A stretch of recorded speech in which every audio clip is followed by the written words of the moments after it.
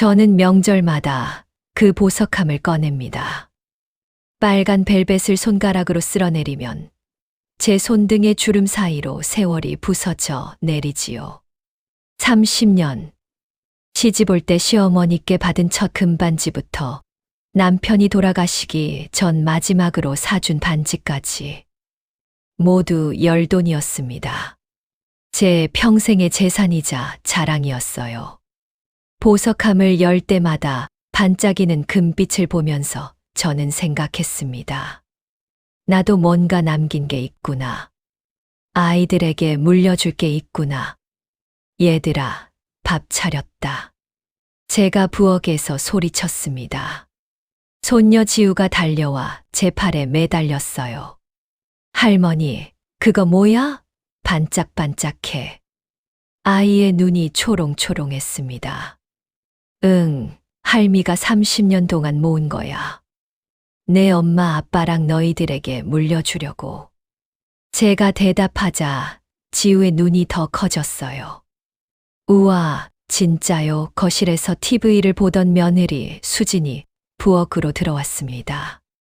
평소처럼 단정한 옷차림에 머리를 뒤로 묶고 있었어요. 보석함을 힐끗 보더니 싱긋 웃었습니다. 어머님, 그렇게 집에 두시면 위험한데요. 요즘 도둑도 많고. 수진의 목소리는 부드러웠지만 어쩐지 차가운 느낌이 들었어요. 괜찮아. 손에 쥐고 있어야 든든하지. 제가 대답했습니다. 수진의 미소가 잠깐 굳는 것 같았습니다. 아주 잠깐. 그보다 더 짧은 순간이었지만 저는 놓치지 않았어요.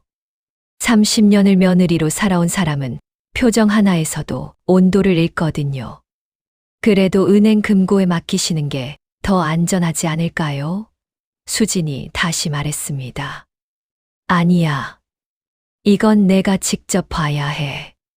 제 목소리가 평소보다 단호했던 것 같아요. 부엌 공기가 어쩐지 무겁게 가라앉았습니다. 뜨거운 국물에서 피어오르던 김도 식는 것만 같았어요. 수지는 더 이상 말하지 않고 지우를 데리고 거실로 나갔습니다.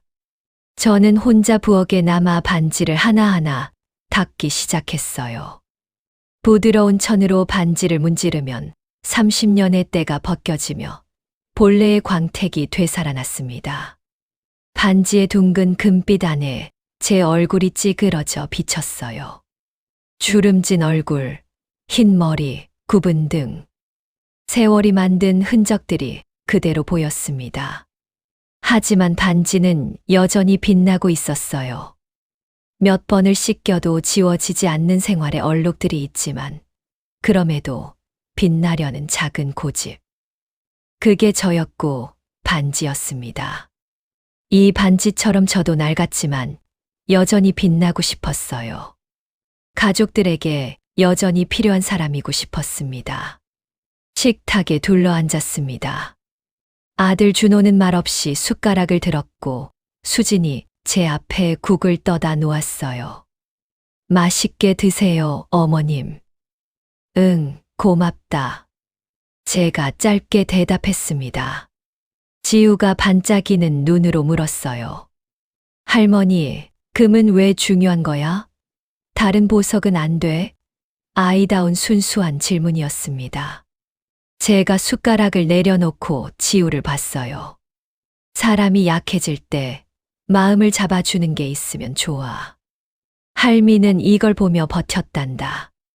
힘들 때마다 이 반지들을 보면서 나도 이렇게 빛날 수 있어 하고 생각했지. 제 말이 끝나자마자 수진의 미소가 또 한 번 굳었습니다. 이번엔 조금 더 길게. 테이블 밑에서 수진의 손이 핸드폰을 만지작거리는 게 보였어요. 준호는 아무 말 없이 밥만 먹었습니다.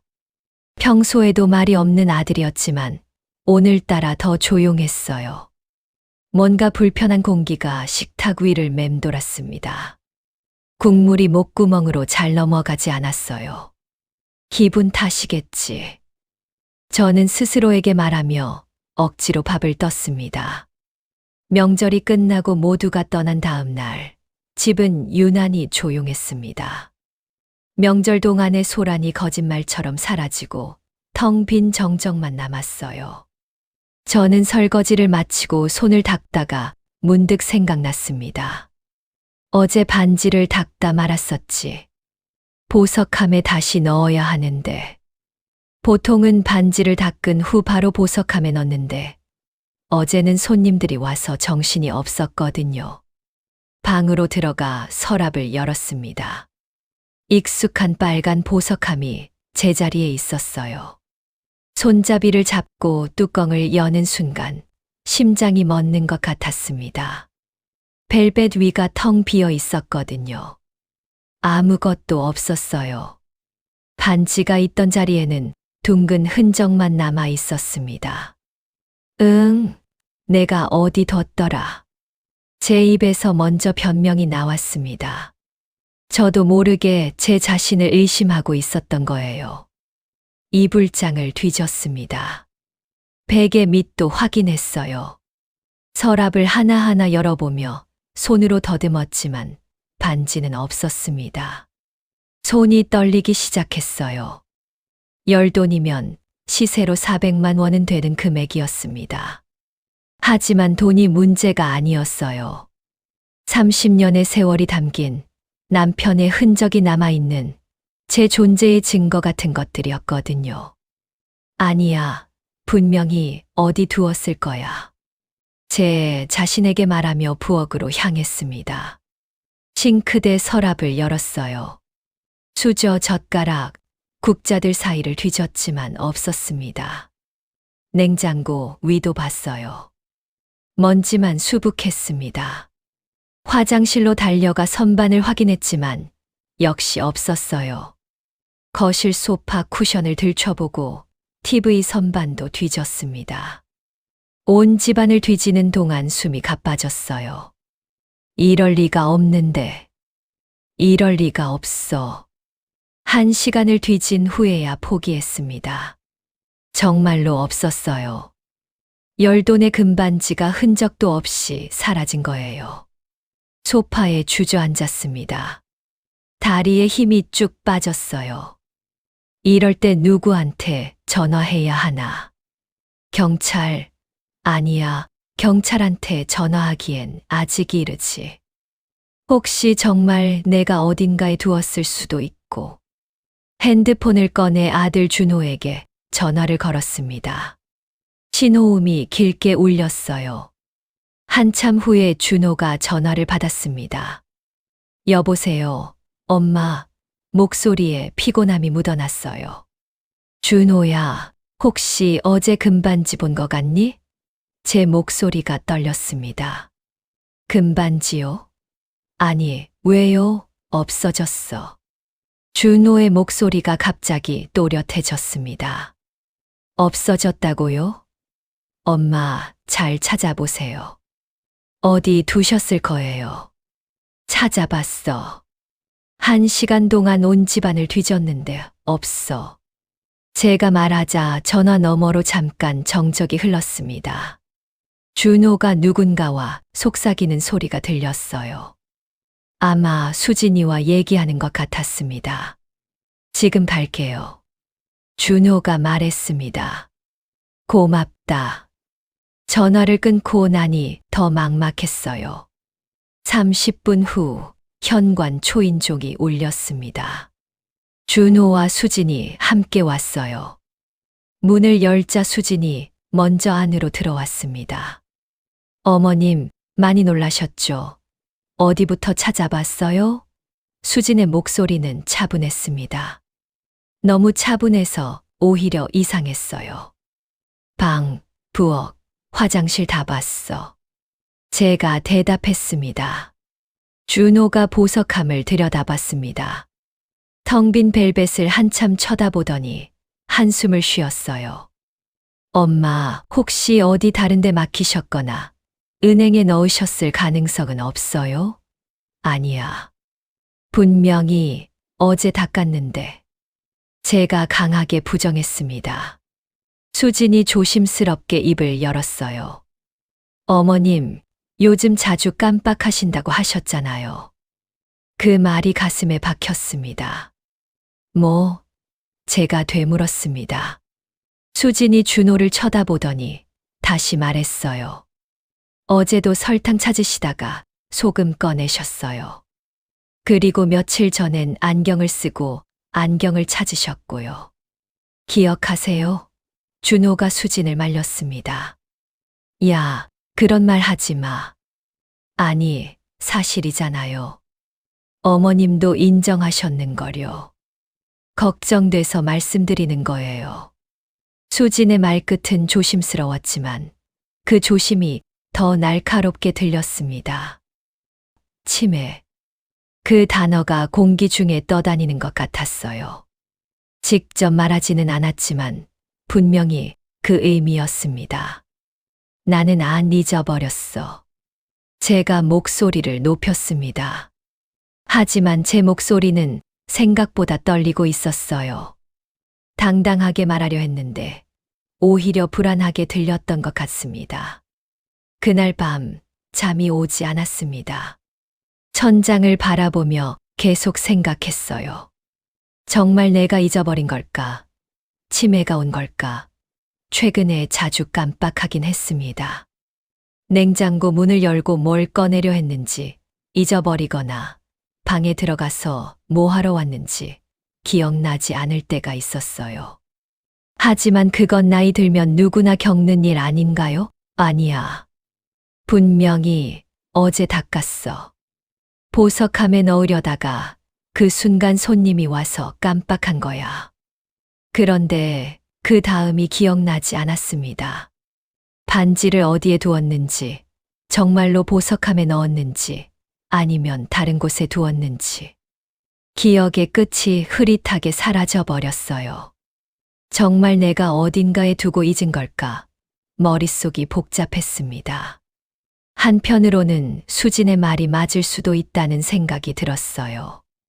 하지만 다른 한편으로는 뭔가 석연찮은 느낌이 계속 들었습니다.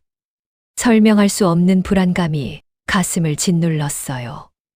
다음 날 아침 일찍 준호한테서 전화가 왔습니다.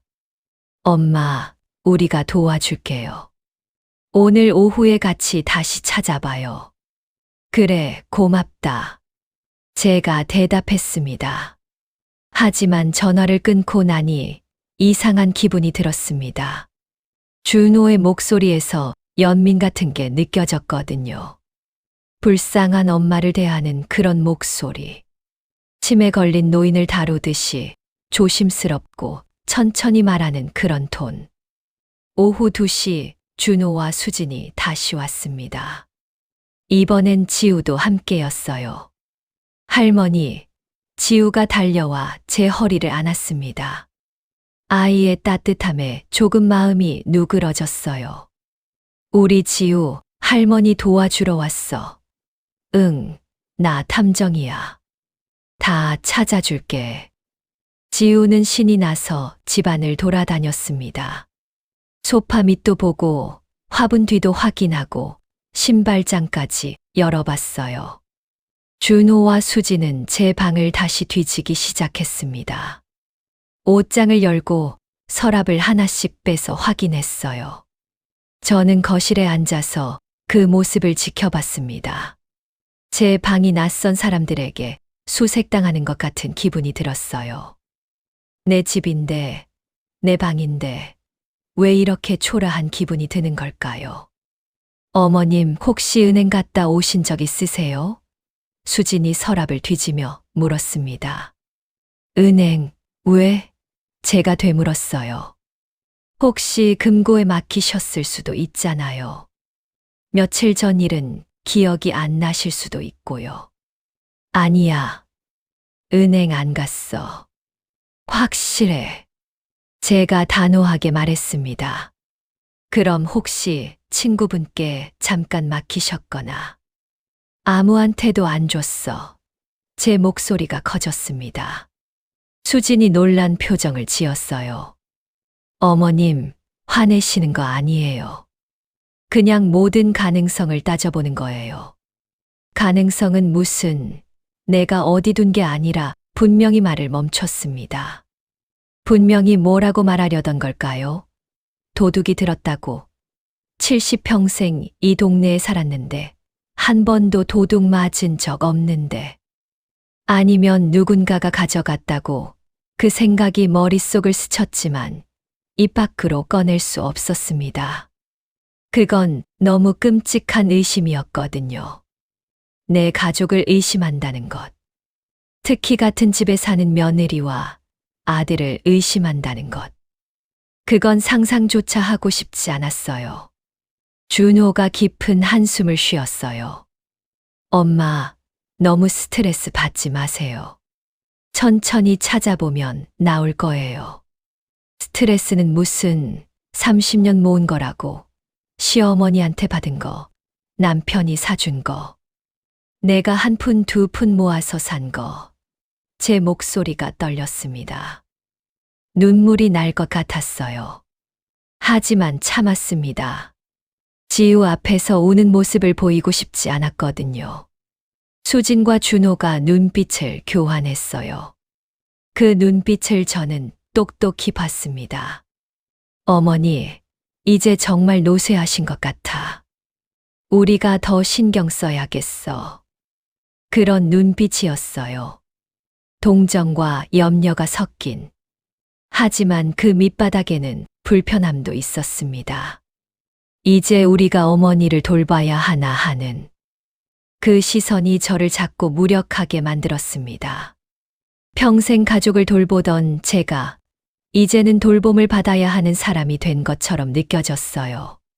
70년을 살아온 어른이 치매 환자로 전락한 것 같은 기분이었습니다. 그날 저녁 모두가 돌아간 후 저는 혼자 거실에 앉아 있었습니다. TV는 켜져 있었지만 무슨 내용인지 하나도 들어오지 않았어요. 보석함을 무릎에 올려놓고 빈 벨벳을 쳐다봤습니다. 둥근 자국들만 남아 있었어요. 반지가 있던 자리의 흔적. 30년의 흔적. 이게 나의 증거였는데. 내가 살아온 흔적이었는데. 이제 그마저 사라져 버렸구나. 내일 저희 집에서 주무시는 게 어때요? 혼자 계시면 불안하실 것 같아서. 아니야, 괜찮아. 가슴이 먹먹했습니다. 반지가 아까운 게 아니었어요. 돈이 아까운 것도 아니었고요. 그 반지들이 증명해 주던 무언가가 사라진 것 같았습니다. 내가 이만큼 살아왔다는 것, 이만큼 모았다는 것, 이만큼 가치 있는 사람이라는 것. 핸드폰이 울렸습니다. 준호였어요. 엄마, 괜찮으세요? 응, 괜찮아. 저는 거절했습니다. 준호네 집에 가면 더 초라해질 것 같았거든요. 그래도 엄마, 괜찮다니까. 좀 쉬어야겠다. 전화 끊을게. 네, 엄마. 푹 쉬세요. 그날 밤도 잠을 이루지 못했습니다. 새벽 3시쯤 되어서야 겨우 잠들었는데 꿈에서도 반지를 찾고 있었어요. 온 집안을 뒤지는데 자꾸 사라지는 꿈. 잡으려고 하면 물처럼 빠져나가는 꿈. 땀을 흘리며 깼습니다. 가슴이 두근거렸어요. 다음 날도 그 다음 날도 반지는 나타나지 않았습니다. 저는 매일 같은 곳을 몇 번씩 뒤졌어요. 혹시 어제 못 본 곳이 있을까 봐. 혹시 눈에 안 띄는 곳에 떨어져 있을까 봐. 하지만 없었습니다. 정말로 증발해버린 것처럼 흔적도 없이 사라졌어요. 3일째 되는 날 오후 지우가 혼자 놀러 왔습니다. 엄마는 학원 데려다 주러 가서 저만 먼저 왔어요. 할머니, 같이 숙제할래? 그래, 우리 지우. 저는 지우와 함께 방바닥에 앉았습니다. 지우는 책가방에서 파일을 꺼내기 시작했어요. 지우가 파일을 꺼내다가 종이 한 장이 바닥에 떨어졌습니다. 접힌 종이었어요. 아이가 주워서 펼치려다가 제 눈치를 봤습니다. 할머니, 이거 할머니 거야? 잠깐 줄래? 제가 손을 내밀었습니다. 종이를 받아 펼치는 제 손이 아주 조금 떨렸어요. 영수증이었습니다. 제 심장이 멎는 것 같았어요. 상호 금은방 품목 18K 반지 매입 열돈 거래일 2025년 1월 27일 거래자 최수진 거래 금액 400만 원 모든 글자가 또렷하게 보였습니다. 손이 떨렸어요. 종이를 받아 들고 한참을 쳐다봤습니다. 날짜. 바로 명절 다음 날이었습니다. 제가 반지가 없어진 걸 발견하기 하루 전. 최수진. 제 며느리의 이름. 할머니, 이게 뭐야? 지우가 물었지만 대답할 수 없었습니다. 입이 떨어지지 않았어요. 머릿속이 하얘졌습니다. 거짓말이겠지. 뭔가 오해일 거야. 하지만 영수증의 글자들은 거짓말을 하지 않았습니다. 명백하게 또렷하게 제 며느리가 제 금반지를 팔았다고 말하고 있었어요. 400만 원에 명절 다음 날 제가 미친 듯이 찾아 헤매던 바로 그날 치매라고 했던 그 말들이 떠올랐습니다. 어머님, 요즘 자주 깜빡하신다고 하셨잖아요. 설탕 찾으시다가 소금 꺼내셨어요. 안경을 쓰고 안경을 찾으셨고요. 저를 치매 환자로 만들려던 거였구나.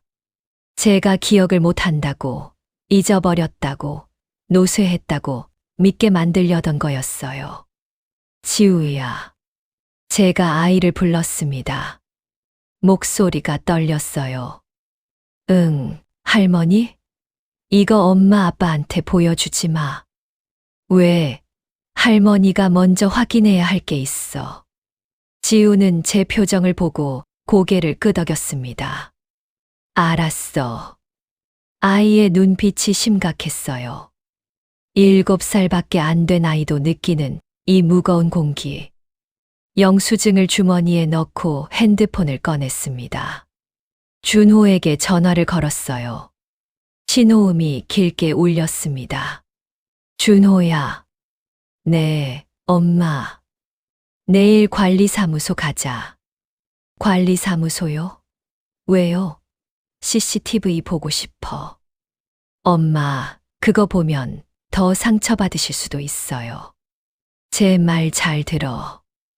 내일 오전 10시. 관리사무소. 꼭 와. 제 목소리는 생각보다 단단했습니다. 전화를 끊고 나니 손이 덜덜 떨렸습니다. 하지만 이상하게도 안도감이 들었어요. 제가 미친 게 아니었구나. 치매에 걸린 게 아니었구나. 잊어버린 게 아니었구나. 제 기억이 맞았어요. 분명히 어제 반지를 닦았고 보석함 옆에 두었던 게 맞았습니다. 그날 밤 처음으로 잠이 왔습니다. 편안한 잠은 아니었어요. 분노와 배신감이 뒤섞인 복잡한 감정 속에서 잠들었습니다. 하지만 적어도 제 정신이 온전하다는 걸 알았기에 조금은 마음이 놓였어요. 다음 날 오전 9시 50분 관리사무소 앞에서 준호를 기다렸습니다. 10시 정각에 준호가 도착했어요. 혼자였습니다. 수지는 어디 갔니? 제가 물었습니다. 회사 일이 있대요. 준호의 대답이 어쩐지 이상했어요. 명절 후 첫 출근도 아니고 갑자기 무슨 급한 일이 있다고. 아니면 오기 싫었던 걸까요? 관리사무소 안으로 들어갔습니다. 형광등 불빛이 차갑게 내려앉았어요.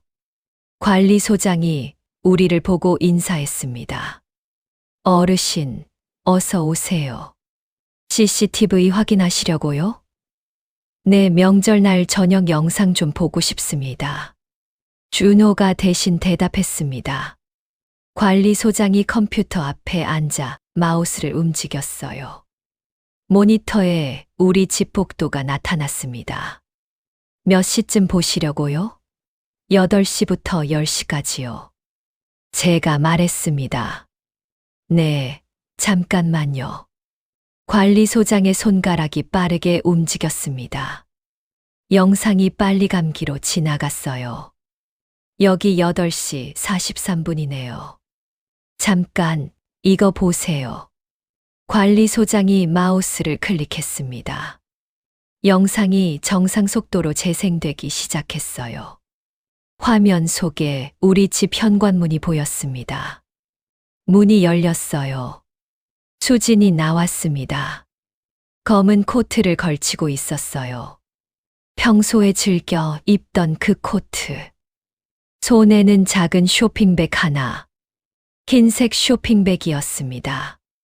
제 심장이 쿵쿵 뛰기 시작했어요. 화면 속 수지는 주변을 한번 둘러보더니 빠르게 엘리베이터로 향했습니다. 손놀림은 익숙했고 발걸음엔 주저함이 없었어요. 마치 여러 번 해본 것처럼. 엘리베이터 문 앞에서 잠깐 멈춰 서서 핸드폰을 확인했습니다. 무언가를 검색하는 것 같았어요. 그리고 엘리베이터를 탔습니다. 문이 닫혔어요. 저건 준호가 아주 작은 소리로 중얼거렸습니다. 계속 돌려보세요. 제 목소리는 차가웠습니다. 영상이 계속됐습니다. 8시 50분, 8시 55분, 9시. 엘리베이터에서 내려 우리 집 쪽으로 걸어왔어요. 9시 3분에 수진이 다시 나타났습니다. 이번엔 빈손이었습니다. 쇼핑백이 없었어요. 20분 만에 다녀온 거였습니다. 얼굴 표정은 평온했어요. 아무 일도 없었다는 듯이. 혹시 이 아파트 맞은편에 금은방이 있나요? 제가 물었습니다. 관리소장이 고개를 끄덕였어요. 네, 상가 2층에 금은방이 있어요. 24시간 영업하거든요. 명절에도 여나요?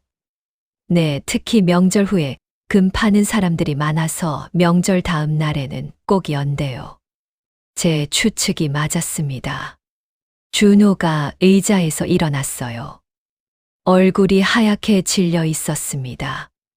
입술이 파르르 떨렸어요. 엄마, 이게 뭐 오해일 수도. 오해. 제가 준호를 똑바로 봤습니다. 내 눈에 저게 오해로 보이니 준호가 대답하지 못했습니다. 우리는 말없이 관리사무소를 나왔습니다. 엘리베이터 안이 무겁게 가라앉아 있었어요. 준호는 벽을 보고 서 있었고 저는 층수 표시 등을 멍하니 바라봤습니다. 숫자들이 하나씩 올라갔어요.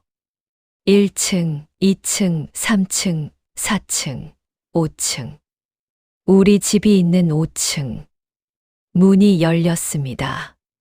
복도로 나왔어요. 바로 그 복도. CCTV에 찍혔던 그 복도. 수진이 쇼핑백을 들고 나갔던 바로 그 길. 우리는 천천히 걸었습니다. 현관문 앞에 섰어요. 준호가 비밀번호를 눌렀습니다. 삐삐삐삐. 문이 열렸습니다. 집에 들어서는 순간 수진이 거실에서 일어났습니다. 어머님 다녀오셨어요?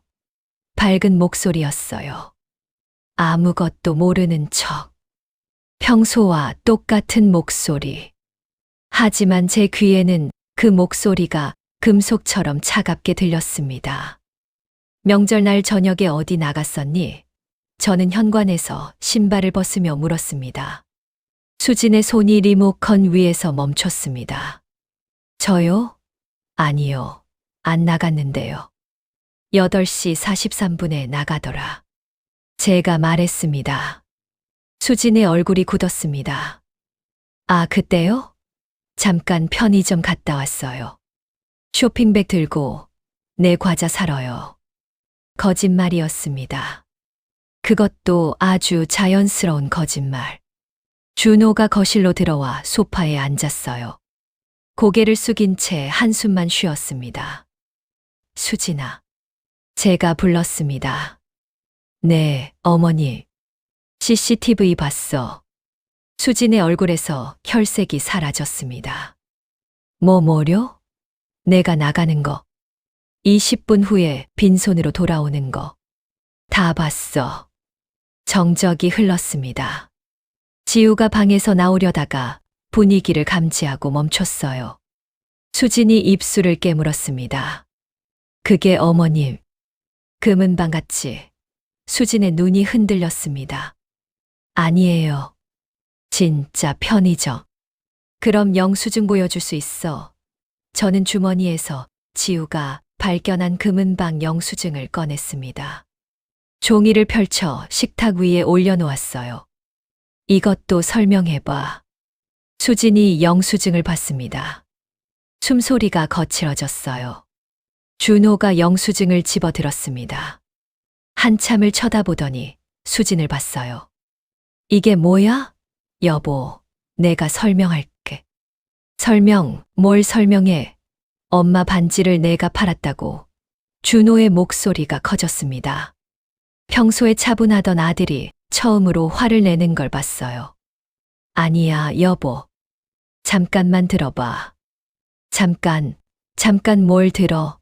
며칠 동안 엄마가 치매 걸린 줄 알고 얼마나 걱정했는데. 수진이 눈물을 흘리기 시작했습니다. 미안해, 정말 미안해. 미안하면 다야? 왜 그랬어? 대체 왜? 지우가 방문을 살짝 열고 나왔어요. 아이의 눈에도 눈물이 맺혀 있었습니다. 엄마 할머니 반지 진짜 가져간 거야? 수진이 고개를 숙였습니다. 저는 소파에 앉았어요. 다리가 후들거렸습니다. 수진이 무릎을 꿇고 제 앞에 앉았습니다. 어머님 정말 죄송해요. 왜 그랬니? 제 목소리는 낮았습니다. 화를 내는 것보다 더 무서운 차분함이었어요. 돈이 급했어요. 얼마나 급했길래 남의 물건을 훔친 게 아니에요. 잠깐 팔았다가 다시 살 생각이었어요. 그럼 물어보지 그랬어. 어머님, 돈 좀 빌려주세요라고. 수진이 대답하지 못했습니다. 준호가 끼어들었어요. 대체 돈이 왜 필요했어? 카드값 밀렸어. 그리고 지우 학원비도. 학원비는 내가 주지 않았어. 부족했어. 피아노, 영어, 수학 다 합치면 한 달에 100만 원이 넘는다고. 수진의 목소리가 높아졌습니다. 그래서 반지를 판 거야. 물어보지도 않고. 준호가 소리쳤어요. 저는 두 사람을 번갈아 봤습니다. 아들과 며느리가 싸우는 모습이 낯설었어요. 얼마 받았니? 제가 물었습니다. 400만 원이요. 시세보다 낮네. 급히 팔아서 깎였어요. 저는 고개를 끄덕였습니다. 그 돈으로 뭐 했어? 카드값 갚고 학원비 내고. 다 썼어. 네. 준호가 머리를 감싸 쥐었어요. 미치겠네, 진짜자. 어떻게 엄마한테 그럴 수가 있어? 수진이 각서를 가방에서 꺼냈습니다. 제가 갚을게요. 원금에 이자까지. 제 월급에서 매달 갚을게요. 각서를 제 앞에 내밀었어요. 저는 각서를 보지도 않았습니다. 반지 값은 너한테서 받지 않을 거야. 그럼 어떻게 하시게요? 값을 매길 수 없는 게 있어. 수진이 고개를 들었습니다. 그게 무슨 30년. 내가 그 반지를 모으는데 30년이 걸렸어. 시어머니한테 받은 첫 반지, 남편이 사준 반지, 내가 아껴서 산 반지. 하나하나에 다 사연이 있어. 제 목소리가 떨렸습니다. 돈으로 살 수 있는 건 금이야. 하지만 그 안에 담긴 세월은 돈으로 못 사. 준호가 눈물을 닦았어요. 엄마, 그리고 너희들 때문에 더 아파. 저는 수진을 봤습니다. 내가 그렇게 급하면 말을 하지 그랬니? 나한테 아니면 준호한테라도 말씀드릴 수가 없었어요. 왜? 부끄러워서 아니면 나를 우습게 봐서. 수진이 고개를 저었어요. 그게 아니라 그럼 뭔데? 나를 치매 걸린 할머니로 만드는 게 더 쉬웠어. 그 말에 수진이 울음을 터뜨렸습니다. 죄송해요. 정말 죄송해요. 지우가 제 옆으로 와서 앉았어요. 아이의 작은 손이 제 손을 잡았습니다. 할머니, 울지 마. 저는 지우의 머리를 쓰다듬었어요. 할미 안 울어. 하지만 눈물이 흘러내렸습니다. 준호가 수진에게 말했어요. 일단 나가 있어. 엄마랑 얘기 좀 할게. 여보, 나가. 수진이 일어나 방으로 들어갔습니다. 문이 닫히는 소리가 무겁게 울렸어요. 준호가 제 앞에 앉았습니다. 엄마, 제가 잘못 봤어요. 수진이가 이럴 줄은. 너도 몰랐구나. 네, 정말 몰랐어요. 그럼 됐어. 네, 내가 같이 한 게 아니라니까. 그걸로 됐어. 준호가 고개를 숙였어요. 하지만 제 잘못이에요. 제가 수진이 관리를 못했으니까. 사람을 관리한다고 해서 다 되는 게 아니야. 저는 한숨을 쉬었습니다. 그 사람 마음속까지는 모르는 거야. 밤이 깊었습니다. 수진은 방에서 나오지 않았고 준호는 거실 소파에서 잠들었어요. 지우는 제 침대에서 제 팔을 베고 자고 있었습니다. 저는 빈 보석함을 내려다봤어요. 벨벳 위에 둥근 자국. 반지가 있던 자리. 이제 어떻게 하지? 다음 날 아침 수진이 조심스럽게 방에서 나왔습니다. 눈이 퉁퉁 부어 있었어요. 어머님 진지 드세요. 응. 저는 짧게 대답하고 식탁에 앉았습니다. 준호가 출근 준비를 하다가 물었어요. 엄마, 저 출근해도 돼요? 혹시 필요한 거 있으면 전화하세요. 알았어. 준호가 나간 후 집안이 조용해졌습니다. 수진이 설거지를 하는 소리만 들렸어요. 저는 거실에 앉아 TV를 켰습니다. 하지만 내용이 하나도 들어오지 않았어요. 1시간쯤 지났을까요? 수진이 거실로 나와 제 맞은편에 앉았습니다. 어머님. 응. 정말 어떻게 해야 용서를 받을 수 있을까요? 저는 TV를 끄고 수진을 봤습니다. 용서, 네. 그게 뭔지 알아? 수진이 고개를 끄덕였어요. 잘못을 덮어주는 거요. 아니야. 저는 고개를 저었습니다. 용서는 덮어주는 게 아니야. 그냥 함께 살기로 선택하는 거야. 어머님. 내가 한 일은 없어지지 않아. 내 반지도 돌아오지 않고 내가 받은 상처도 사라지지 않아. 수진이 눈물을 흘렸어요. 하지만 그렇다고 너를 평생 미워하며 살 수는 없잖아. 우리는 한 집에 살고 같은 식탁에서 밥을 먹어야 하니까. 어머님, 다만 조건이 있어. 네, 말씀하세요. 저는 수진을 똑바로 봤습니다. 앞으로 돈이 필요하면 말해. 나한테든 준호한테든. 숨기지 마. 네. 그리고 내가 뭘 잊어버렸다고 해도 그게 치매라고 단정 짓지 마. 사람은 누구나 잊어버려. 죄송해요. 마지막으로. 저는 잠시 말을 멈췄어요. 나를 무시하지 마. 늙었어도 약해 보여도 나는 여전히 이 집의 어른이야. 수진이 고개를 숙였습니다. 명심하겠습니다. 그날 오후 지우와 함께 문구점에 갔습니다. 할머니, 뭐 사러 왔어? 응, 이거. 저는 장난감 반지 세트를 집어들었어요. 알록달록한 플라스틱 반지들이 반짝였습니다. 우와, 예쁘다. 할미가 이거 살게. 진짜 금반지는? 지우가 물었어요. 그건 이제 없어. 속상하지 않아. 저는 지우의 손을 잡았습니다. 속상하지. 하지만 어쩔 수 없잖아. 이미 팔렸는걸. 엄마가 나빠. 엄마도 힘들었을 거야. 그래도 지우가 화를 냈어요. 아이의 정의감이 기특했습니다. 지우야, 사람은 완벽하지 않아. 실수도 하고 나쁜 짓도 해. 근데 중요한 건 그 다음이야. 그 다음 미안하다고 하고 다시 노력하는 거. 지우가 고개를 끄덕였어요. 집에 돌아와서 장난감 반지를 보석함에 넣었습니다. 빨간 벨벳 위에 알록달록한 반지들이 놓였어요. 금빛은 아니었지만 나름대로 예뻤습니다. 저녁 식사 시간. 준호와 수진, 지우가 식탁에 앉았습니다. 저는 국을 끓여서 식탁에 올렸어요. 먹자. 잘 먹겠습니다. 지우가 먼저 숟가락을 들었습니다. 준호와 수진은 조심스럽게 밥을 먹었어요. 어색한 공기가 흘렀습니다. 지우가 갑자기 말했어요.